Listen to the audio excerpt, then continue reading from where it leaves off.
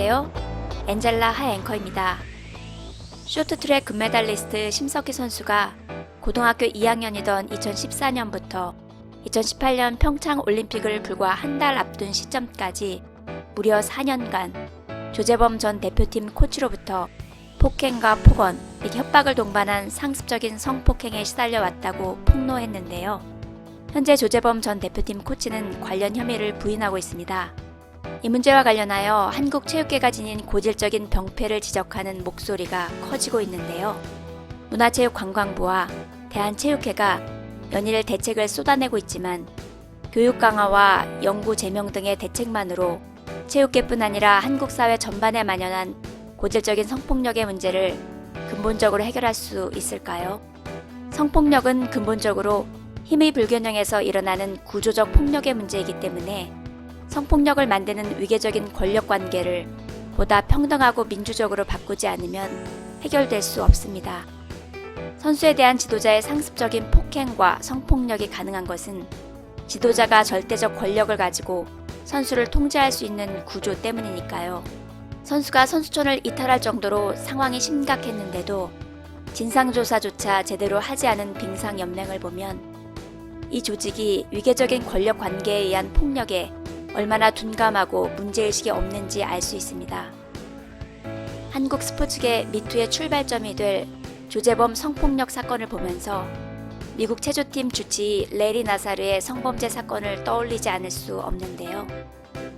30년 동안 300명이 넘는 여자 선수에게 저지른 성범죄로 360년형을 선고받은 그에게 법원은 인간의 가장 중요한 덕목 중 하나인 신뢰를 이들 소녀와 여성에게서 강탈해간 죄를 물었다고 하니 인간에 대한 신뢰뿐 아니라 인간의 존엄성을 강탈당한 소녀들과 여성들의 그 깊은 상처의 무게에 비하면 360년은 도리어 가벼운 형벌은 아닐까. 나사르의 성폭력 사건으로 미시간 주립대 총장이 사임하고 학생들에게 5,400억 원의 배상금을 물게 됐으며 미국 올림픽위원회 위원장, 미국 체조협회장과 체조협회 이사진이 전원 사퇴했고 미국 올림픽위원회는 나사르의 사건을 처리하는 과정에 체조계에 묵인이 있었는지 조사 중이라고 하는데요. 이는 성범죄를 저지르는 것과 이를 제대로 잡지 못한 사회 시스템에 대해 책임을 무겁게 나눠져야 한다는 인식을 보여주는 결과라고 할 수 있겠죠. 그렇다면 조재범 성폭력 사건으로 대한체육회 회장과 한국빙상연맹 회장 및 이사진 전원 사퇴를 바라는 건 무리일까요? 아니 그보다 먼저 대한체육회가 조재범의 폭행 및 성폭력 범죄에 대해 빙상연맹에 묵인이 있었는지 조사하는 게 가능하기는 할까를 묻게 되는 오늘, 뻔뻔하고 부끄러움을 모르는 가해자 중심의 사회에서 인간에 대한 신뢰와 존엄을 강탈당한 그 깊은 상처를 딛고 태릉 선수촌으로 돌아온 심석희 선수가 좀 더 밝은 얼굴로 자유롭게 얼음을 지칠 수 있도록 지지와 응원을 보내는 마음조차 미안해지고 무겁기만 한 오늘입니다.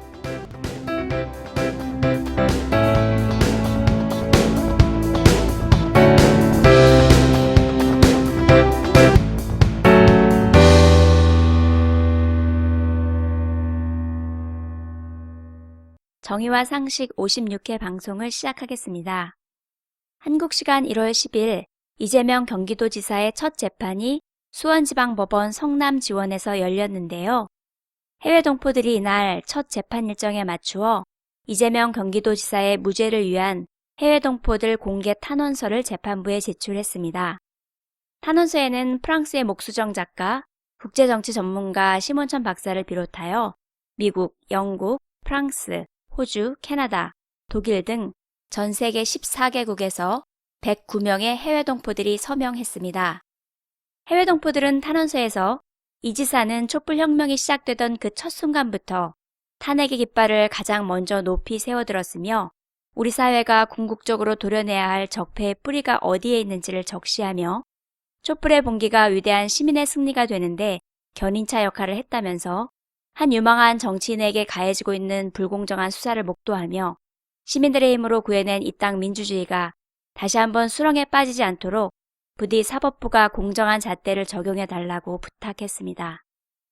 특히 검찰과 경찰이 지난 보수 정권에서 수차례 무고함이 밝혀진 사실들을 과도하게 드러내고 언론을 통해 수사 과정을 흘리며 모욕 주기와 조롱하기로 일관한 수사 태도를 보였으며 이것은 이명박 정권 집권 직후 검경이 노무현 전 대통령을 수사하며 보이던 태도와 유사한 것으로 정상적이고 이성적인 공무 집행과는 거리가 먼 정치적인 행위임을 깨어있는 시민들은 목도할 수 있었다고 적었습니다.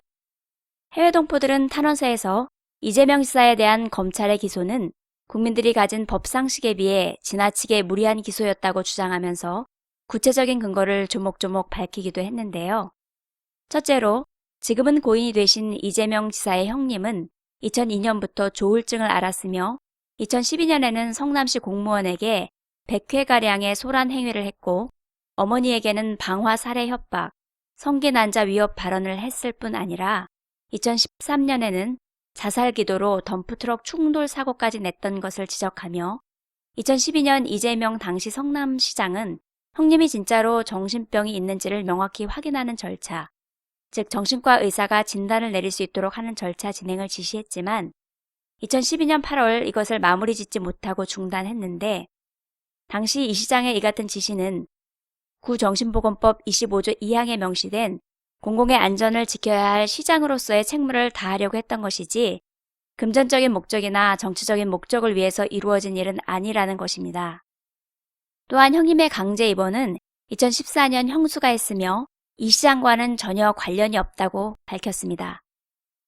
또한 친형 정신병원 강제 입원 의혹은 2014년과 2018년 선거 때마다 상대 후보를 흠집내려는 정치적 목적으로 이용되었다는 점을 지적하며 상대 후보의 가정 문제까지 들고 나와 가정을 파탄내는 몰상식한 일이 다시는 생기지 않도록 이 혐의건을 잘 판단해달라고 재판부에 부탁했습니다. 둘째로 선거 공보물 관련 혐의에 대해서는 사실에 기반한 내용을 전달하면서 표현에 미숙함이 있을 수는 있으나 악의적으로 없는 사실을 만들어내어 유권자들을 기만한 것이 아니라고 설명했습니다. 셋째로 경기도지사 후보 토론회에 나온 검찰 사칭 의혹에 대한 질문에 이재명 지사가 누명을 썼다고 답변한 것에 대해서는 그 사건에 연루되어 벌금형을 받은 것은 맞지만 본인은 검찰을 사칭하지 않았다는 입장을 표현한 것이며 의도적인 허위사실 유포와는 엄격히 구분되어야 한다고 주장했습니다. 해외 동포들은 탄원서에서 이재명 지사는 성남시장 시절에도 채무지급 이후에 4년 만에 성남시를 재정자립도 1위로 만들었으며 아직 1년도 채 되지 않은 경기도지사 임기 중에도 관급공사 건설 원가를 공개하고 경기도 내 무상교복 지원을 고교 신입생까지 확대하며 군복무 청년들이 무료 상해보험에 자동 가입할 수 있도록 하는 등 개혁정책을 적극 실현해 나가는 소중한 대한민국의 정치인이라면서 소수의 정치 공작에 의해 대한민국의 불의한 역사가 반복되지 않도록 사법부가 공정한 법의 잣대를 적용하여 정의를 세워줄 것을 당부했습니다. 탄원서 전문은 JNCTV 홈페이지에서 확인하실 수 있습니다. 지금까지 해외 소식이었습니다. JNCTV에서는 여러분들의 후원을 기다리고 있습니다. 화면에 나가고 있는 후원 정보로 여러분들의 정성과 관심을 보내주시면 유익한 방송을 만드는데 귀하게 사용하겠습니다. 그리고 전 세계에 계신 분들의 광고 의뢰도 받고 있습니다. 자세한 광고 문의는 JNCTV 이메일 jnctv2017@gmail.com으로 문의하시기 바랍니다.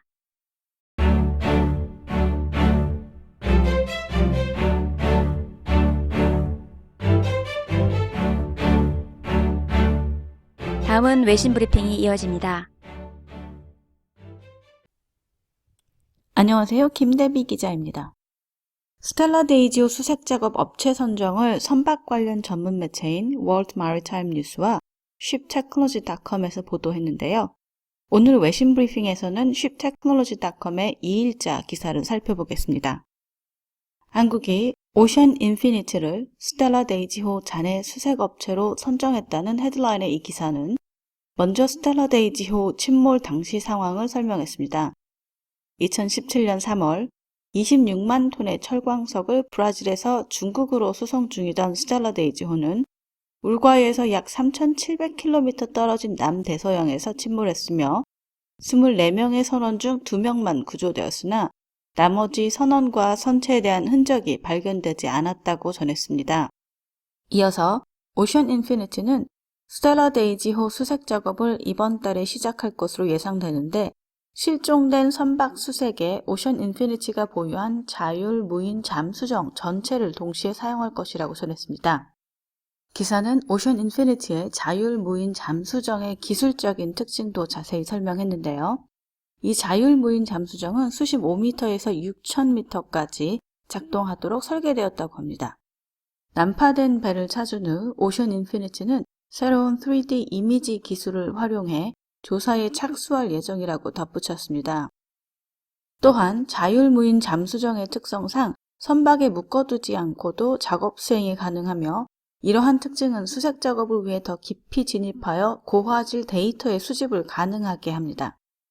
오션 인피니티 CEO 올리버 플랑켓은 관련된 모든 이들을 위해서 스텔라 데이지호를 찾고 침몰에 대한 증거를 가능한 한 많이 확보할 수 있기를 진심으로 바란다고 말했는데요. 그러나 심해 수색이 늘 그렇듯이 정확한 선박 위치나 구체적인 침몰 경위를 밝히는 일이 성공할 거라는 보장은 할 수 없다고 전했습니다.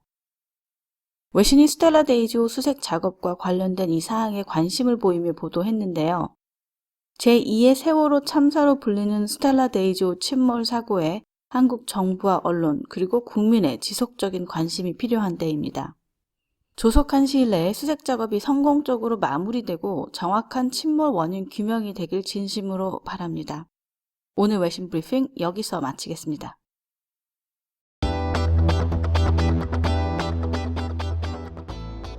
오늘 방송은 여기까지입니다. 지금까지 엔젤라 하 앵커였습니다. 시청해주신 여러분 감사합니다.